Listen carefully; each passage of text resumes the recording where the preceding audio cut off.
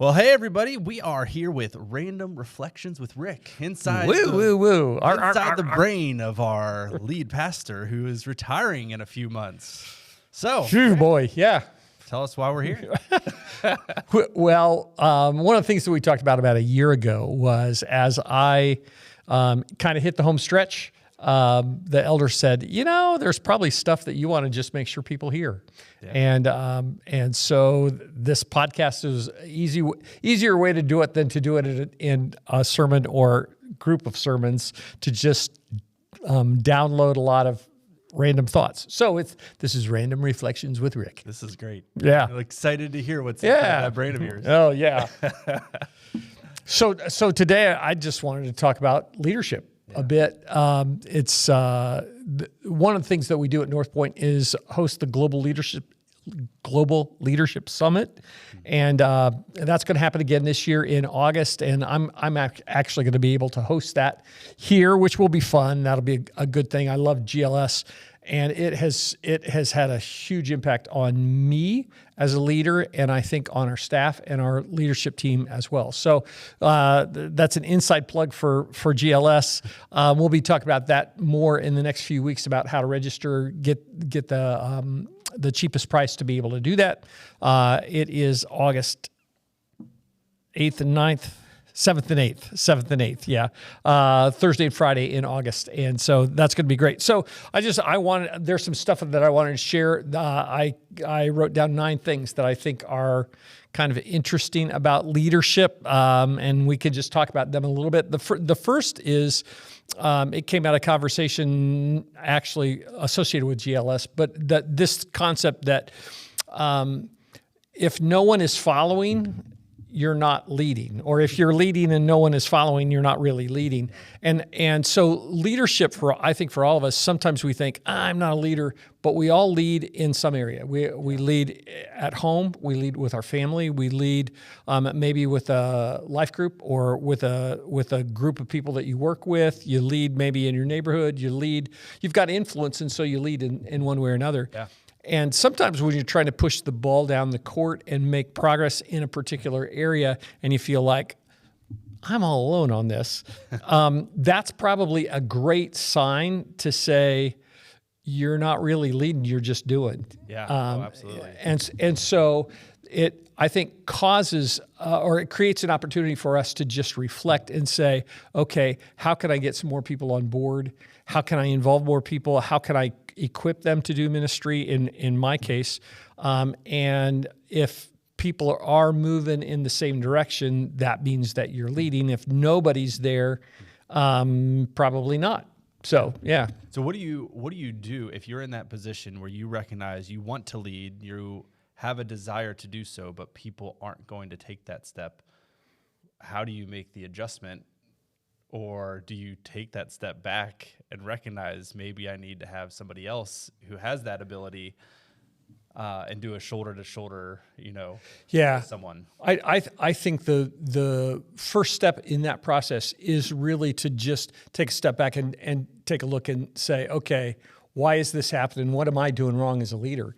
Because if I think that I'm leading and no one's following, the problem is not with them, with the followers. Yeah. The problem's with me as the leader. Yeah. And so that means either I haven't communicated vision clearly enough, I haven't said this is where we want to go. So like if I'm trying to lead with my family and wherever I want to go, everybody else is not on board. Mm-hmm. Sometimes I think the right thing to do is probably to just punt that idea and say, no, we're not going to do that. Other times I think the right thing to do is to say, no, I realize you're not on board, but we need to do this. This is what we're going to do.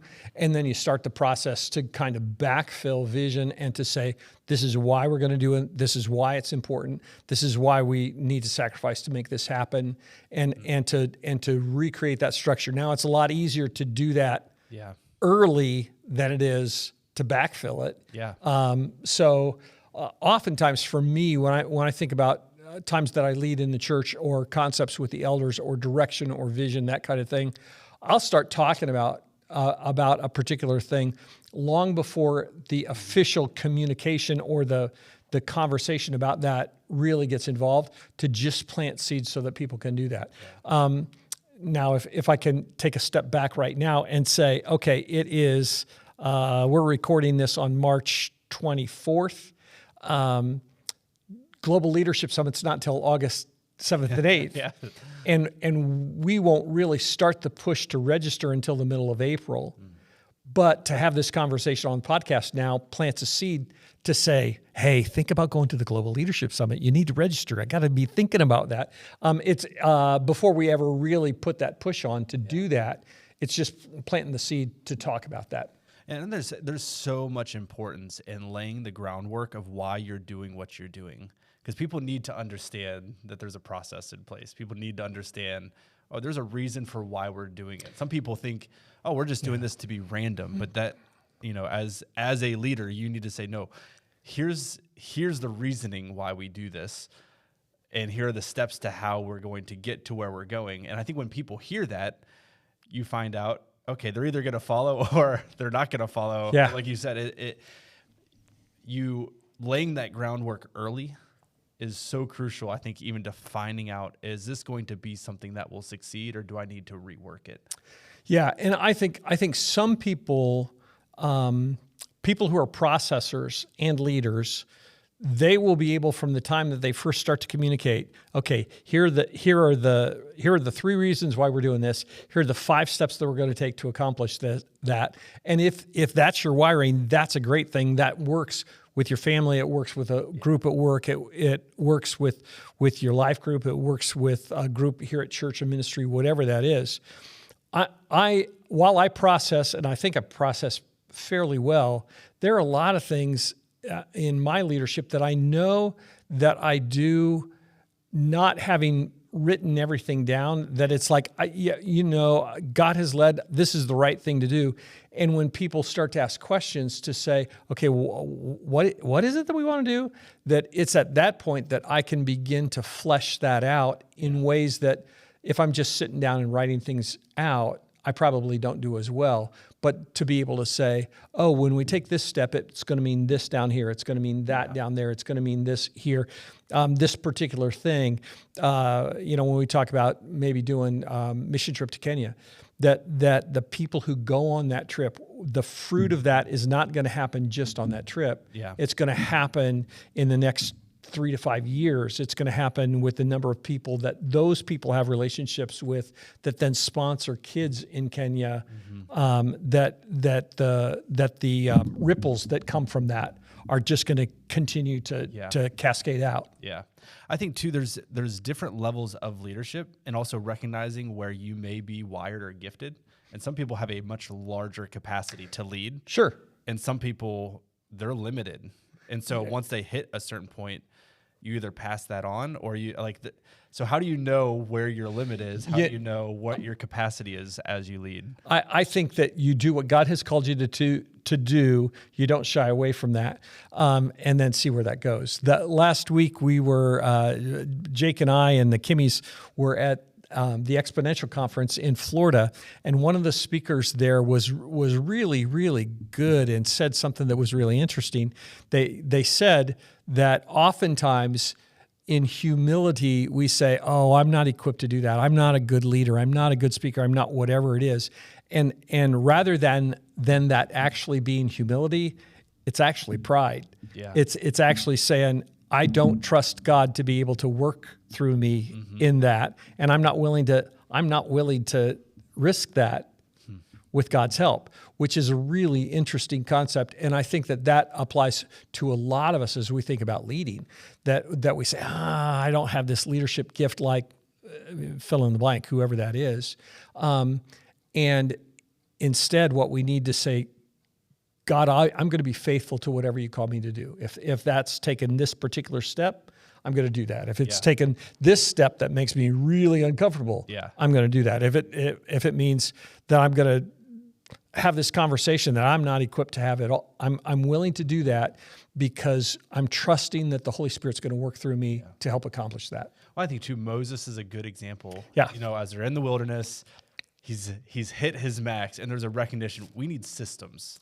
Yeah. We need to train up people who can do the things that maybe I no longer have the time or capacity to do. So a part of the leadership, I think, is also learning and being trained in new areas of, delegation, new areas of, trusting the people, your team around you. And so leading isn't just being really good at making decisions.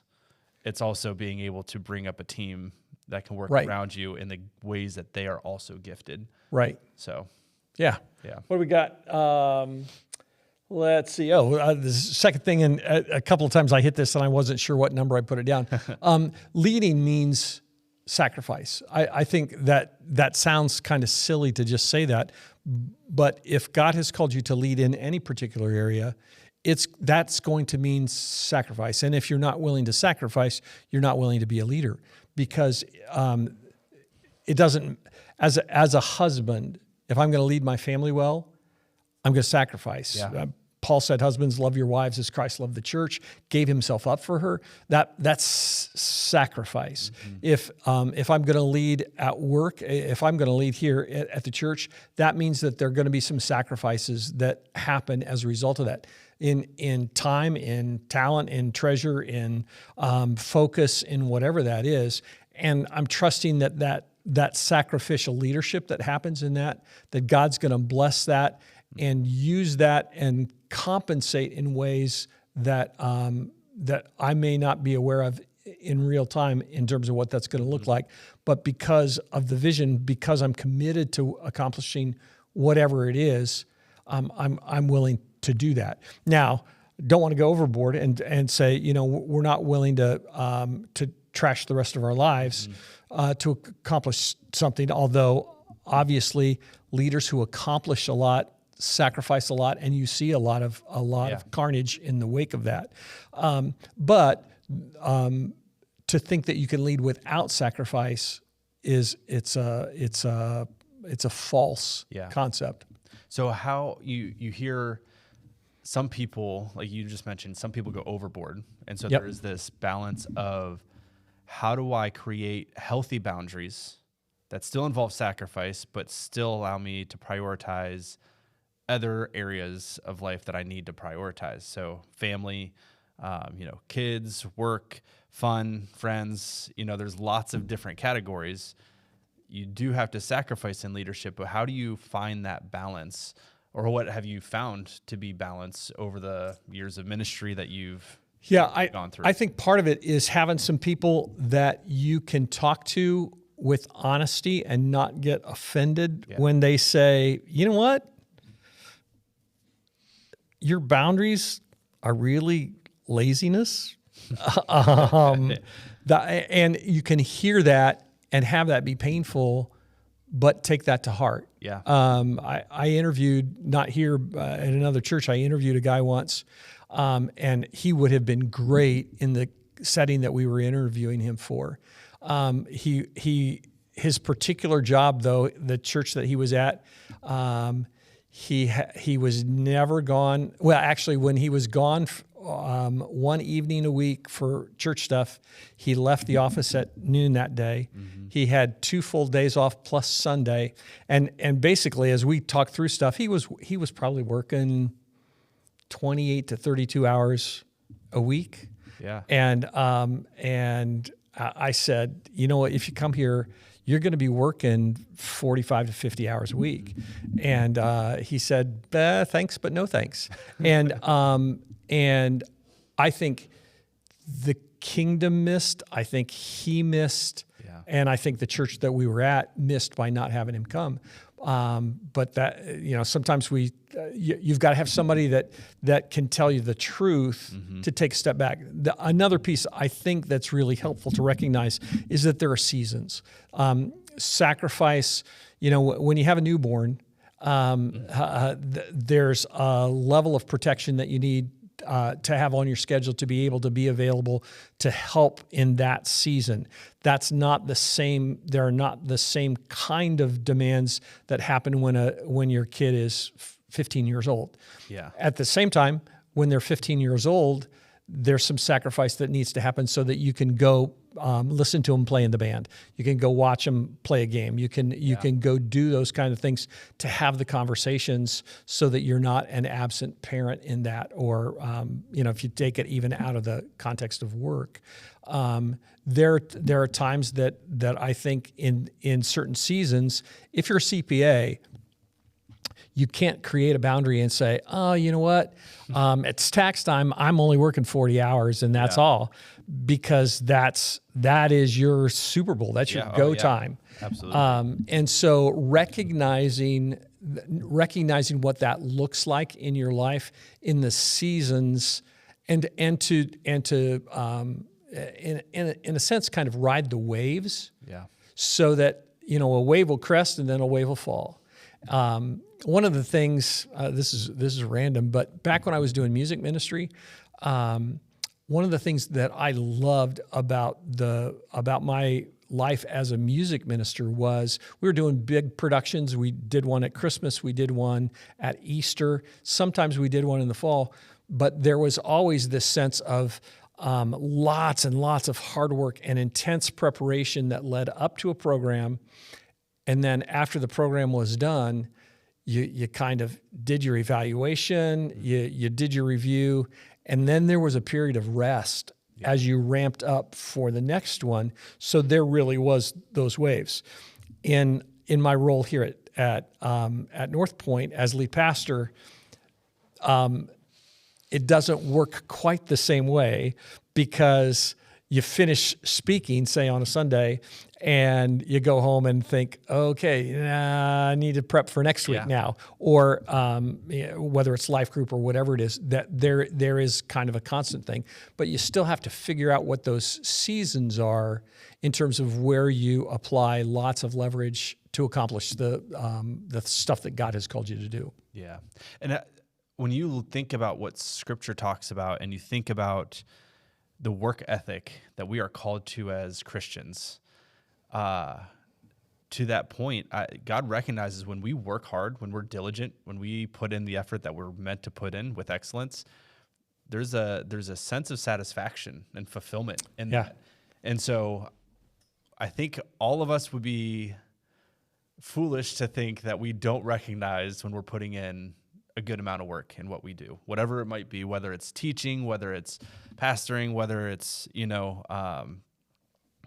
any job that you carry, there is a diligence that we are supposed to put forward. Students in school, if you've put the effort in for that test, and if you pass it, great. If you don't pass it, but you've put in the work, there's still this piece of you that feels like I tried my absolute best. And so I think when we put that effort in and we're willing to sacrifice the amount that we are needed to sacrifice in our jobs, there is a sense of fulfillment that we can walk away with that I think allows us to rest when we need to rest, but also allows us to be able to push through to do the work that's necessary to be done. Yeah. Let me say something incredibly either thought-provoking or controversial. How's that? One of the dangers for anyone is to think that their particular cultural context is true of everywhere in the world and true of all time. So, like we think as Americans, we think 40 hours, that's a full-time job. But if you look at the context when Scripture was written, that everything was primarily an agrarian society, farmers don't think 40 hours. Yeah.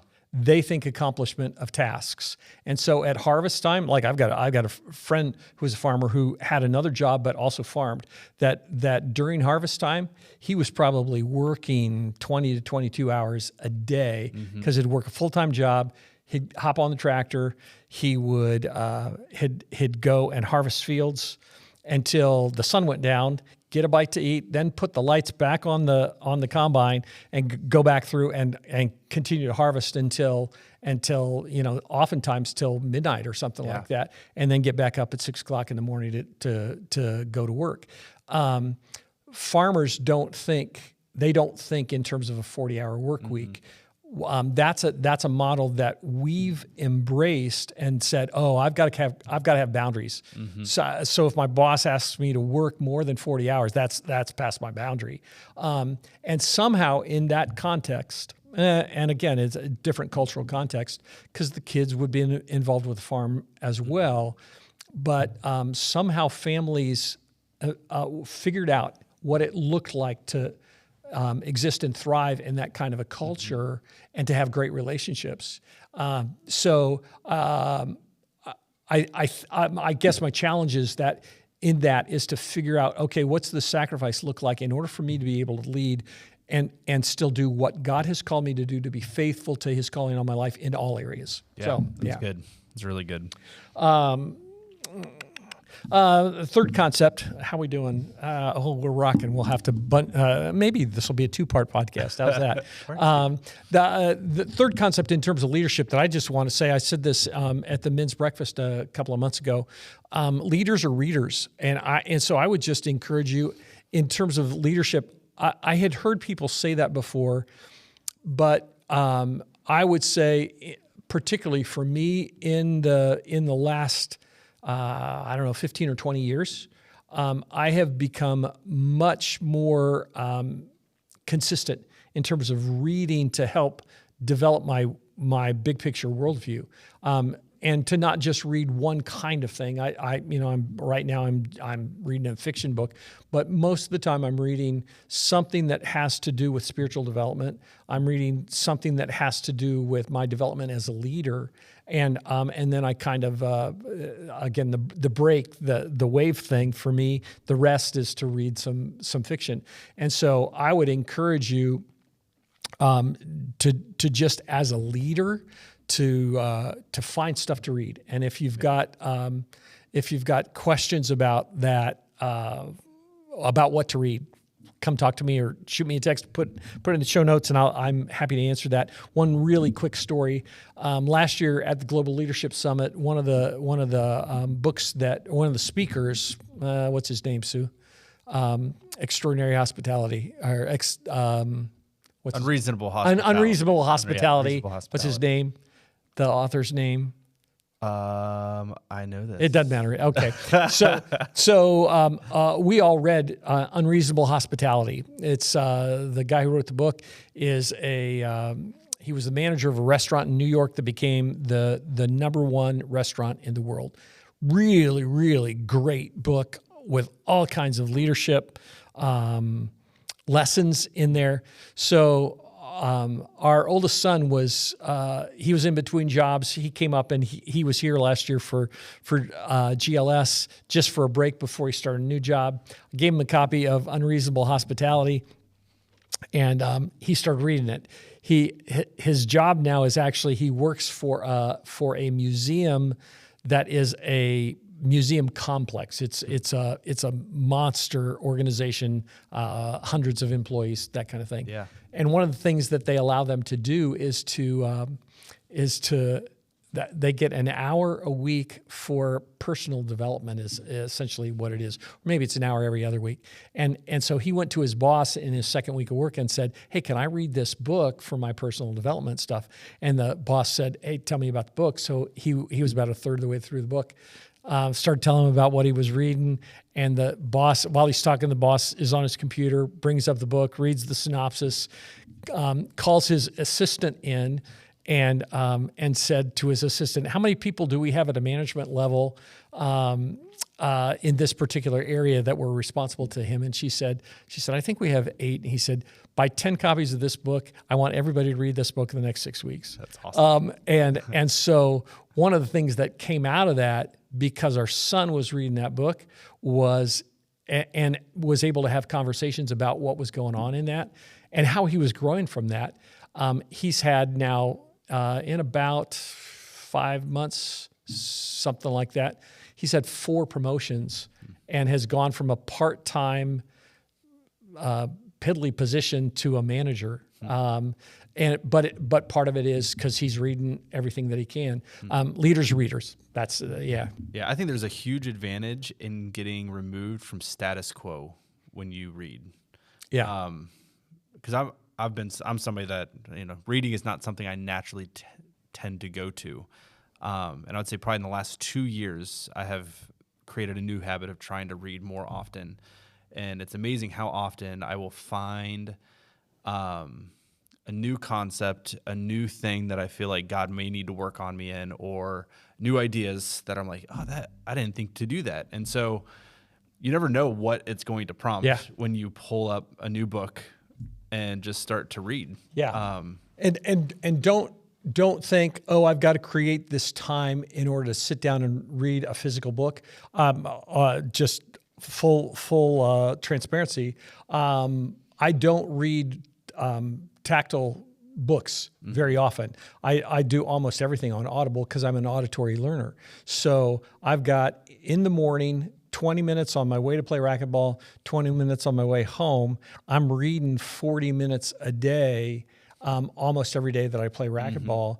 And then oftentimes, if it's something that really has me going, I'll do that at night while I'm doing other things as well. So it really does. It takes your mind in places that it wouldn't go in your own experience. Yeah, there's I forget who it was I was doing a study on. I think it might have been Jesus and Our Culture by Ben Stewart.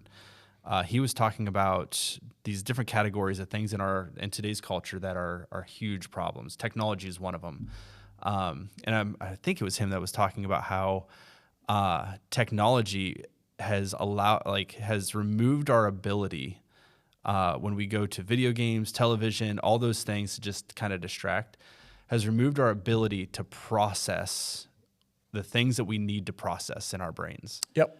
So we've filled the void of some of those times to just honestly be able to think about the things we need to think about. And so trying to change some of those habits, I've never been a big podcast guy. Here I am doing a podcast. There you go. And so I've started listening to different podcasts. I started reading more. And so it's a lot of times I actually find myself being able to process things that I've needed to process that I just put away for the sake of distraction. Because it's easy to put on. There's always shows you can binge watch. There's always music that you can turn on.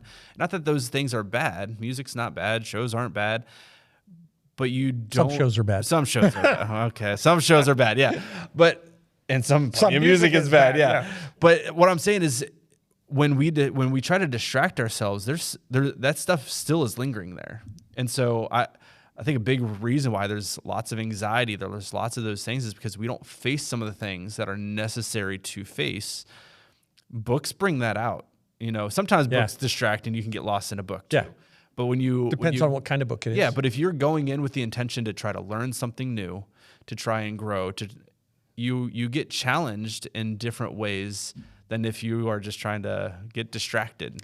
Yeah, it is interesting to me that the word M-U-S-E, muse, when muse means to contemplate, to kind of digest a thought, a concept, whatever it is, that we need time to muse.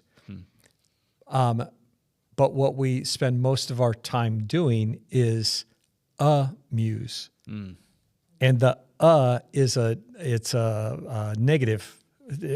Basically, we're not going to think. Yeah. So we watch a movie to be amused. We read a fiction book to be amused. Yeah. We do whatever it is, or we play on our phones to be amused so that we don't have to think, which is interesting. So go muse yourself, or go read a book. Yeah, let's go read a book. You know what? We'll finish with one last one, and we've kind of been talking about it, this concept as it relates to reading or whatever. But leaders are committed to grow, and so like I would say, if you're talking about leading in your family, leading as a mom or a dad, and you only and you never get exposed to new concepts, you're not going to get better as a mom or a dad. Yeah, at that point, it's just, oh man, I'm going to buckle down and just try and do better somehow.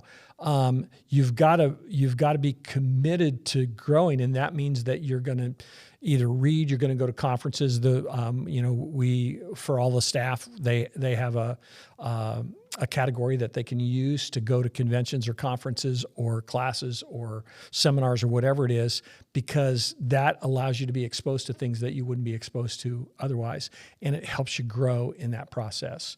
You need time away to be able to grow as a leader. I think the whole Sabbath concept, sabbatical, whatever it is, you need to be able to rest, to not be amused, but to kind of pull away and to think about things. As a leader, I would say one of the things when I came here and came to Northpointe, and it was the first time I was in lead pastor role. One of the things I realized about the second conference that I went to, third conference, when I was after we had moved here, was I grow tremendously in that kind of a context. I'm a people person, so if I go to a conference that's got 1,000 or 5,000 people in it, and am in person experiencing what's going on, it creates all kinds of thoughts and brings stuff back that I've heard before. All of that's important. So I come out with all these notes, and sometime in, I realized how significant that was for me, for my personal growth. But then I also realized I wasn't necessarily able to apply that in a way that worked particularly well. And so what I did was I always built in a day or so after the conference to be able to go back through all my notes, to go back through all the talks, the people who had spoken, and then to begin to take those notes and put them into some kind of form to say, okay, these are the 3 things that I want to implement for me personally. These are the 5 things that we're going to do at church. These are the conversations I need to have with these people. And then I started working my to-do list coming out of that learning experience. That time on the back to think through that was really, really important to be able to apply those things.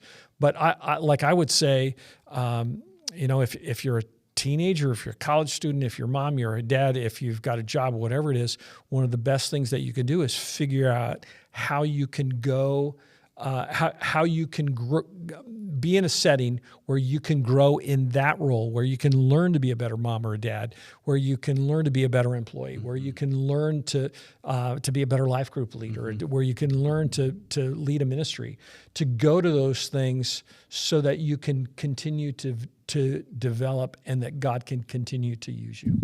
There's so much value in doing self-reflection, self-evaluation, but also going out and just having the conversation with people of, hey, I've been doing this for a little bit. What are my blind spots? What are areas that I could improve in? Can my communication be a little bit better? Can my organization be a little bit better? And try to figure out, hey, what are some of those areas I could improve in, and go find a book that hits on that subject. Go to a conference where they're going to speak on that. Learn the latest new thing in today's culture that you need to be prepped for.